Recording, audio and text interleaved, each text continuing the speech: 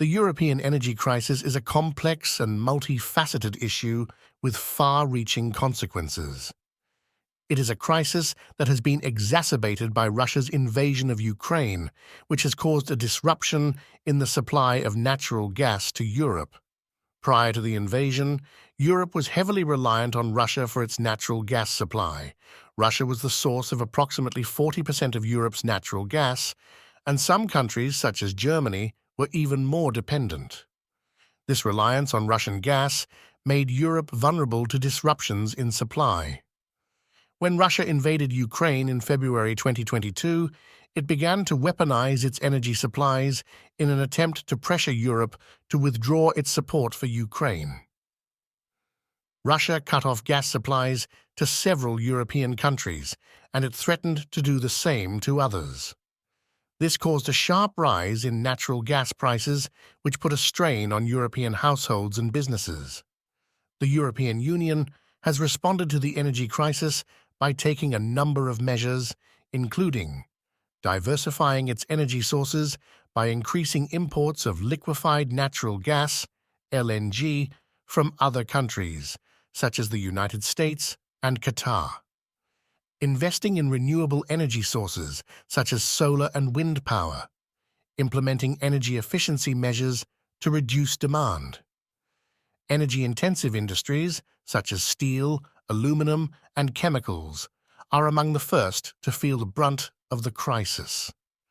These industries rely heavily on natural gas to power their production processes, and the rising cost of gas is making it increasingly difficult for them to remain profitable.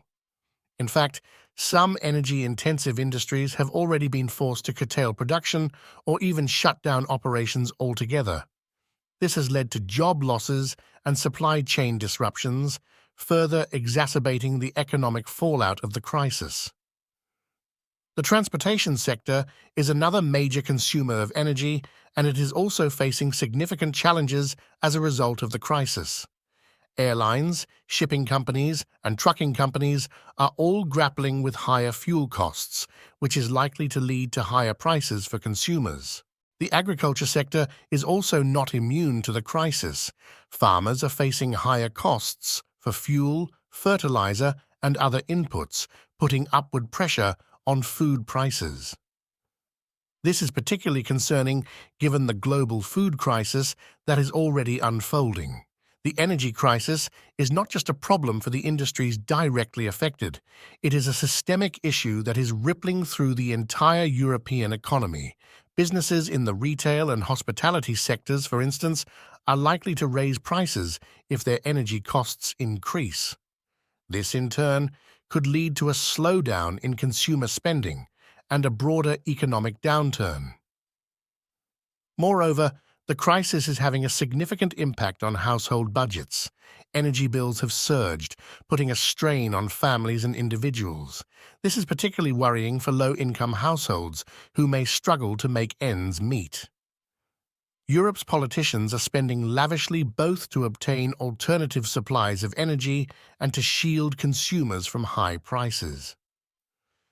But the energy crisis is far from over, and rifts within Europe over how to deal with it are widening. Inflation is accelerating.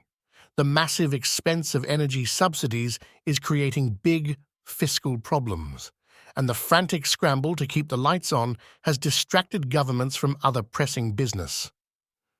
Europe's crisis has only just begun. The current strength of the economy is mostly a holdover from the past. Firms sit on a record number of orders left unfulfilled because of the pandemic and subsequent disruptions to supply chains.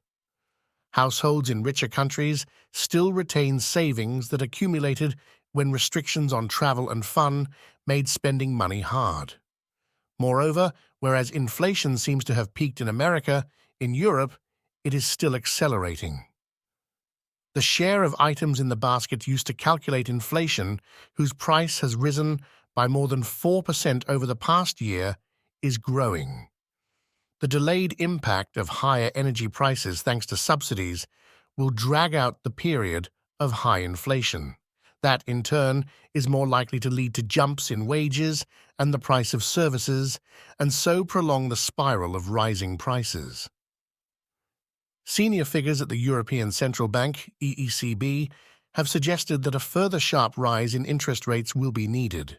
No wonder that surveys suggest that European firms are dreading the next couple of months.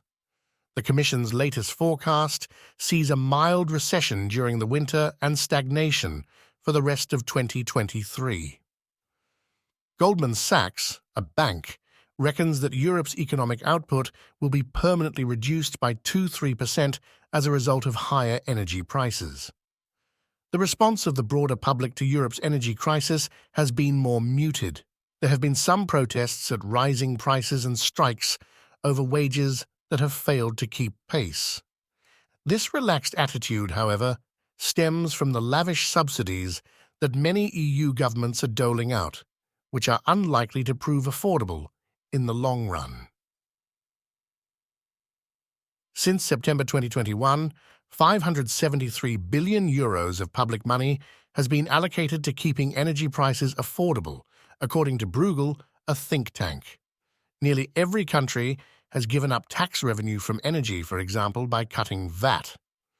There have also been bailouts of utilities, transfers to poorer families, and in many cases, blanket subsidies for all households and industry. The generous handouts, however, not only blunt Europeans' incentives to conserve energy, but also weigh on government budgets. Some countries can afford to be generous.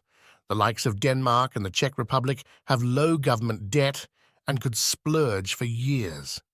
But Southern Europe has far less leeway. Italy, Spain, Greece, and France went into the crisis with debt-to-GDP ratios of over 100%. Their energy support schemes will add 6 percentage points to their debts. The EU is taking steps to prepare for the worst-case scenario. It is stockpiling gas and investing in renewable energy sources. However, it is unclear whether these measures will be enough to prevent energy shortages and blackouts this winter. We pray that Europe survives this winter without blackouts, and as always, thanks for watching.